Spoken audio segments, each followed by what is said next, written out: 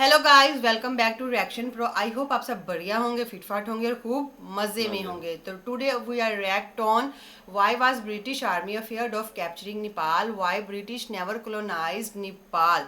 तो वीडियो बहुत ही इंटरेस्टिंग है, तो आपने हमारे साथ बने रहना है। पहले वीडियो देखते हैं तो उसके बाद इस पे बात करते हैं। बिल्कुल, इसका मतलब है कि अपना ब्रिटिश आर्मी जो है वो नेपाली आर्मी से डर रही थी। हाँ, वो मतलब उसको कैप्चर नहीं कर सके, कॉलोनाइज नहीं कर सके। तो चले पहले वीडियो देख लेते हैं, उसके बाद इस पे बात करते हैं। हेलो फ्रेंड्स, मैं गौरव। एंड जब most of the Indian subcontinent Britain की कॉलोनी बन चुका था, Nepal continued to be free. Yes, Nepal उन चुनिंदा देशों में से है जो कभी भी कॉलोनाइज ही नहीं हुआ। जब इंडियन कॉन्टिनेंट के माइटी किंगडम्स एक के बाद एक करके ब्रिटिश के कंट्रोल में आते गए, नेपाल जैसे छोटे से रीजन ने अपनी सॉवरेनिटी प्रोटेक्ट करके रखी। और Did it truly? क्योंकि एंग्लो नेपालीज वॉर के बाद तो ब्रिटिशर्स के पास अच्छा खासा चांस था कि वो पूरे नेपाल पे अपना कब्जा जमाए या फिर उसे इन्वेड कर सके। सो क्यों इसके बावजूद भी ब्रिटिशर्स ने ऑलमोस्ट पूरे इंडियन सबकॉन्टिनेंट को कैप्चर कर लिया, जस्ट एक्सेप्ट नेपाल। सो ये बात है 1760s की, जब नेपाल कंट्री एग्जिस्ट ही नहीं करती थी। It was just a group of small territories जो अक्सर आपस में लड़ते रहते थे।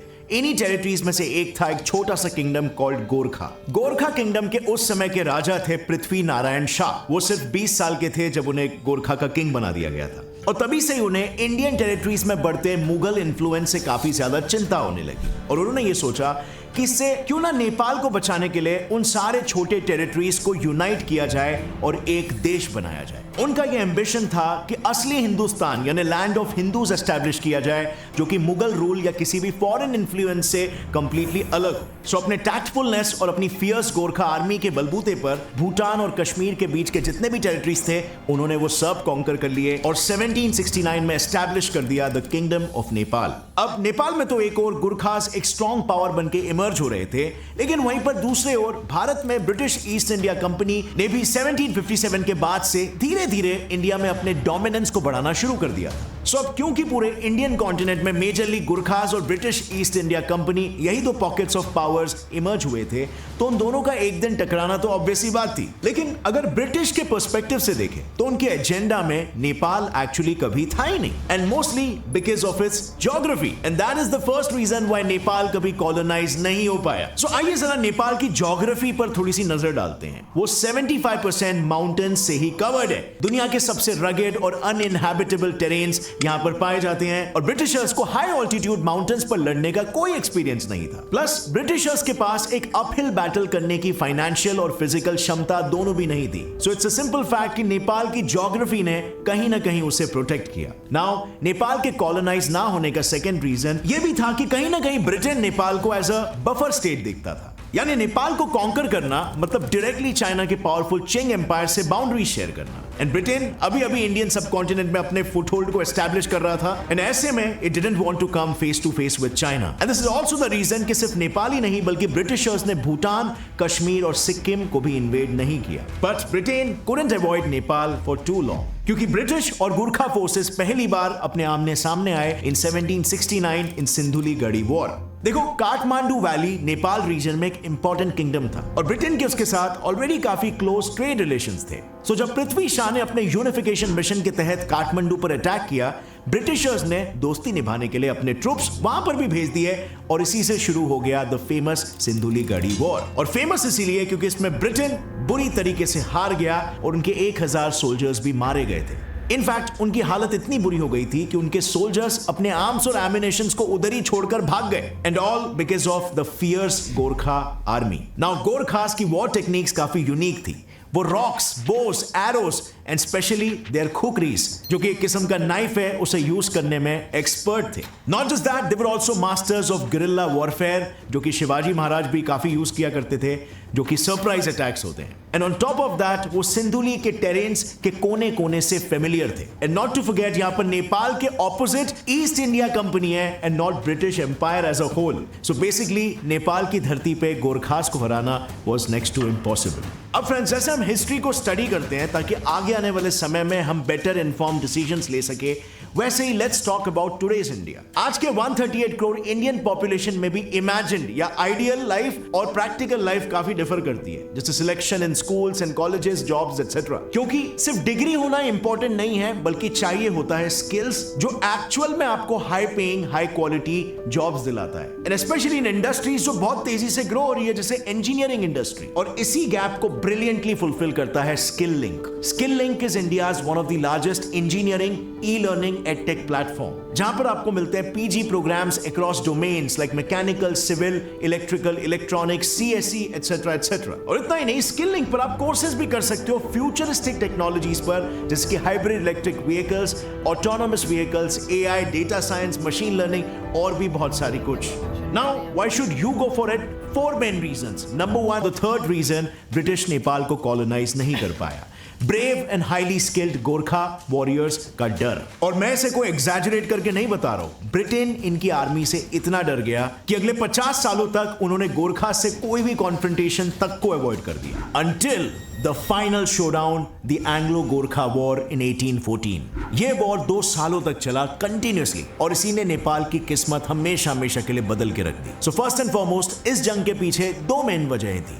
ब्रिटिश तिब्बत के साथ ट्रेड करना चाहता था, and as you can see, India और तिब्बत के बीच में है विशाल हिमालयास, और इसीलिए तिब्बत तक पहुंचने के लिए हिमालयास के कॉम्प्लिकेटेड रूट्स को क्रॉस करना पड़ेगा। And the only navigable routes जो साउथ एशिया को ईस्ट एशिया से कनेक्ट करता था, वो सारे नेपाल के कंट्रोल में थे। तो ब्रिटिशर्स के लिए ये बहुत ही इंपॉर्टेंट हो गया कि नेपाल में एक फ्रेंडली रेजिम हो, ताकि वो इजीली ट्रेड कर सके। अब यहां पर ऑलरेडी ट्रेड बैरियर्स थे, और प्रीवियस की सिंधुली घड़ी वॉर की वजह से ब्रिटिशर्स के नेपाल के साथ टेंशंस तो चल ही रहे थे, लेकिन द फाइनल स्ट्रोक वाज जब गोरखाली आर्मी ने अवध प्रोविंस पर अटैक कर दिया। वो अवध जो ब्रिटिश का एक प्रोटेक्टोरेट था। सो बस फिर क्या था, अब तक इतना टालते रहने के बाद British had no choice but to go on a war with Nepal. But remember, British ने सिंधुली घड़ी में मिली हार से सबक लिया था, and this time they came better prepared. उनके पास इस बार ज्यादा वेपन्स और ज्यादा सोल्जर्स थे, but despite that, interestingly Gorkhali army initially उन पर काफी ज्यादा हावी थी। सो मच सो कि ब्रिटेन के 7 अलग अलग जनरल्स को 7 अलग अलग दिशाओं से नेपाल को अटैक करना पड़ रहा था। एंड फाइनली इसी स्ट्रैटेजी के वजह से ब्रिटेन नेपाल के कुछ हिस्सों को एनेक्स कर पाया। लेकिन इससे पहले ब्रिटेन और आगे बढ़ता, दोनों साइड्स एक मिडिल ग्राउंड पर आ गए और उन्होंने साइन किया द ट्रीटी ऑफ सुगौली, जिसके ये कॉन्सिक्वेंसेस थे। नंबर 1, नेपाल ने अपनी 1/3 territory which include Sikkim, Kumaon Garhwal and Terai region British के हाथों गवा दिया। एंड a small fun fact, modern day Nepal के मैप का जन्म भी यहीं से हुआ। नंबर 2, ब्रिटिश को नेपाल के रॉयल कैपिटल काठमांडू के बीचों बीच अपनी एक एम्बेसी सेटअप करने का एक्सेस मिल गया, जिससे उनके लिए ट्रेड आसान हो गया, और साथ ही साथ ब्रिटेन नेपाल के इंटरनल पॉलिटिक्स पर भी एक वॉचफुल आए रख पाया। एंड लास्टली, ब्रिटिश ने बहुत ही स्मार्टली गोरखास को ब्रिटिश इंडियन आर्मी में रिक्रूट करना शुरू कर दिया, to use Gorkhas impeccable fighting skills to their own advantage. So now, Nepal British colony बनने से तो बच गया, but it wasn't 100% independent either. वो ब्रिटिश प्रोटेक्टोरेट बन गया, यानी कि एडमिनिस्ट्रेशन और गवर्नेंस खुद का, पर ओवरऑल कंट्रोल ब्रिटिश का। So Nepal got lucky, I guess.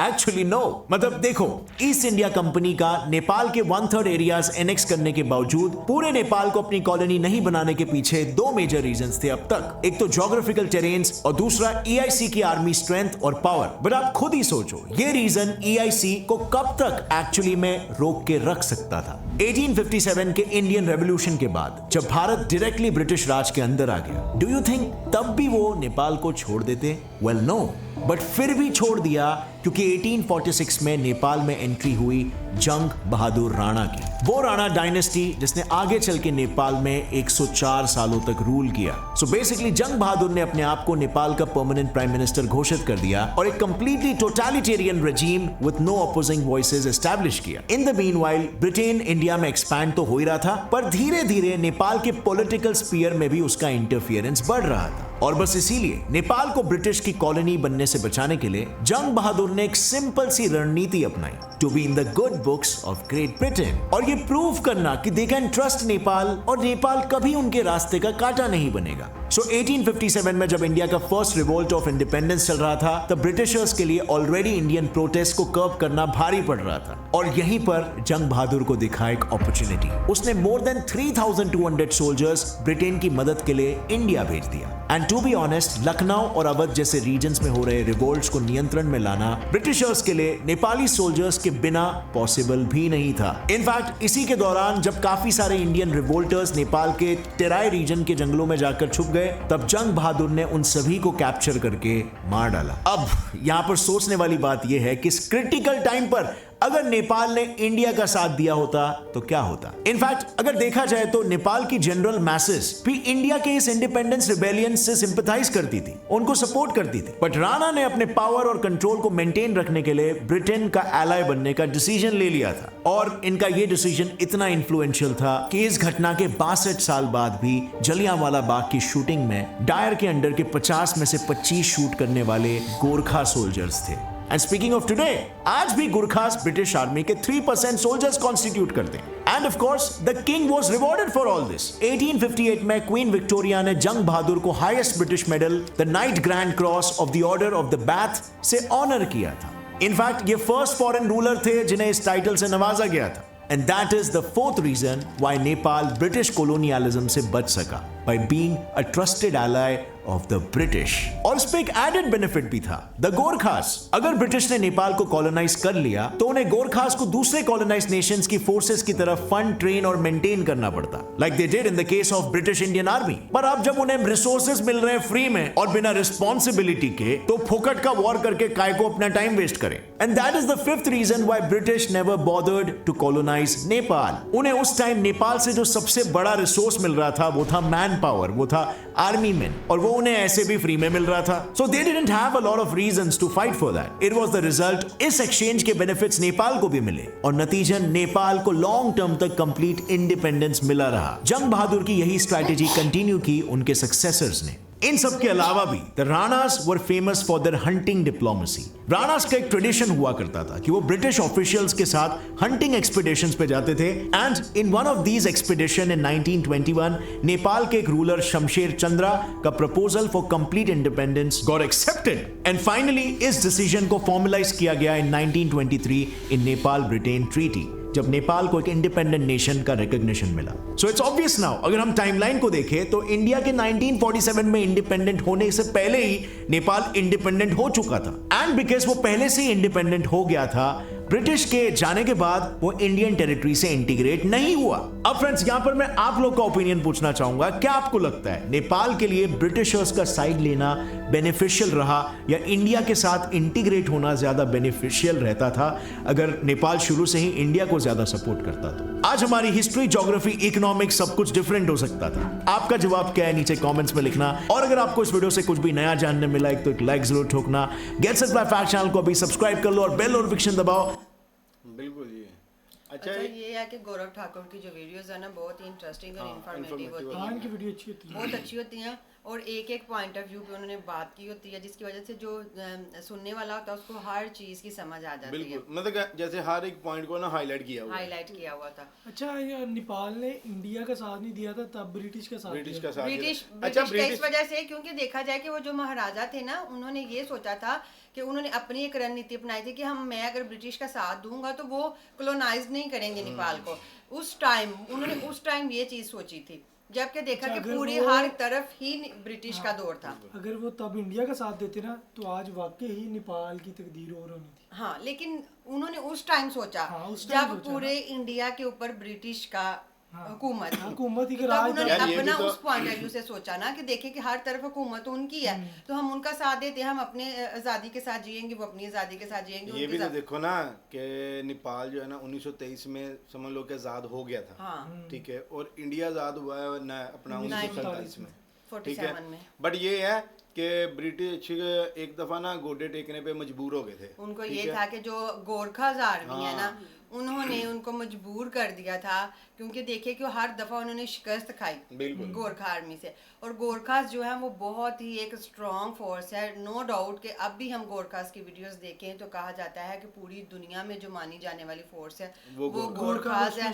और उनकी जो खुखड़ी है ना वो चलाने का स्टाइल आज तक कभी किसी को अच्छा देख लो अभी मिला ही नहीं।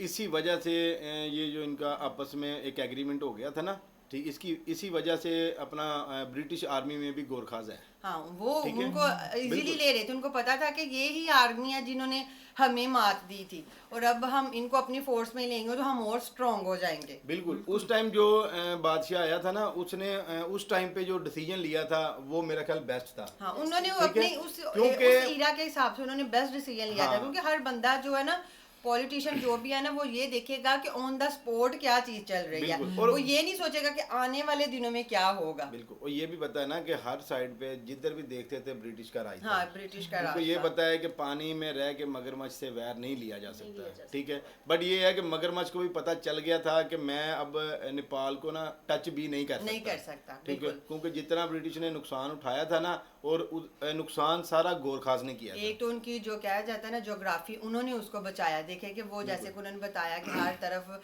माउंटेन ही माउंटेन थी, इसकी वजह से भी नेपाल सेफ जोन में रहा। बिल्कुल। दूसरा देखा जाए कि उनके अंदर जो गोरखास थे, गोरखालिस थे, उन्होंने बहुत प्रोटेक्शन दी नेपाल को, जिसकी Basically वजह ना- से नेपाल हमेशा से शुरू से ही आजाद रहा है। ब्रिटिश ने ट्रेड करनी थी तिब्बत के साथ, ठीक है। जब तिब्बत के साथ ट्रेड करनी थी तो उनको नेपाल क्रॉस करके जाना हाँ, पड़ता था, काठमांडू ठीक वाला है। एरिया जो। ठीक है, इस वजह से ब्रिटिश के पास उनके पास कोई ऑप्शन नहीं थी कि यार अगर हम यहाँ पे जंग करते हैं ना, तो जंग में ये जंग हमसे करके हम तगड़े हैं। जीत तो सकते नहीं उनसे। हाँ, जीत तो सकते नहीं। तो फिर इस वजह से इसी वजह से फिर हाथ मिलाया। हाथ मिलाने के बाद फिर काठमांडू में उन्होंने अपना एक वो ऑफिस बनाया, open ठीक है। किया। और करके तो फिर उन्होंने ट्रेडिंग हर साइड पे ट्रेडिंग स्टार्ट की है। बट उस लेकिन टाइम no पे वो doubt के डिसीजन नेपाली लेना बहुत- मेरे हिसाब हाँ। से बेटर था। मतलब देखा जाए कि नेपाली नो डाउट बहुत ही ब्रेव रहे हैं, No और doubt। खास तौर पे जो गोरखालीज है उनका आप मतलब आज तक उनका नाम जो है ना, वो है कि एक बहुत ही ब्रेव फोर्स है। बिल्कुल। और देख लो कि कैसे कैसे कैसे मेडल से, वो कहते हैं सिर्फ मेडल सिर्फ एक ही बंदे को मिला, वो नेपाल के महारानी जो विक्टोरिया ने हाँ, उनको दिया था, ठीक है। बिल्कुल।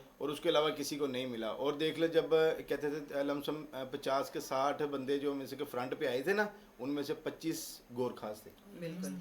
ठीक है। और ये बहुत बड़ी अचीवमेंट थी उस टाइम के हिसाब से, बिल्कुल, ठीक है। बिल्कुल। उस टाइम बादशाह को जो बेस्ट लगा था ना, उसने वो किया, तो हमारे हिसाब से भी वो ठीक था, ठीक है। क्योंकि बाद में पता चला ना कि 1947 में अपना इंडिपेंडेंस डे हुआ था, ये अपना हाँ। इंडिया आज़ाद हुआ था। तब तो ये था लेकिन कि ये- पता नहीं ब्रिटिश का राज खत्म होता है या नहीं होता होता है कि है। नहीं होता। तब जो हिसाब से चल रहा था कि पता नहीं रहना ही उनका दौर है, वो तो बाद में मतलब इंडिया और वो अलहदा हो गए। बाकी ये कि वीडियो बहुत ही इंटरेस्टिंग थी। आपके क्या विचार है इस बारे में हमारे साथ ज़रूर कीजिएगा, और मिलते हैं जी नेक्स्ट वीडियो में। अपना ख्याल रखिएगा। गुड बाय, अल्लाह हाफिज़।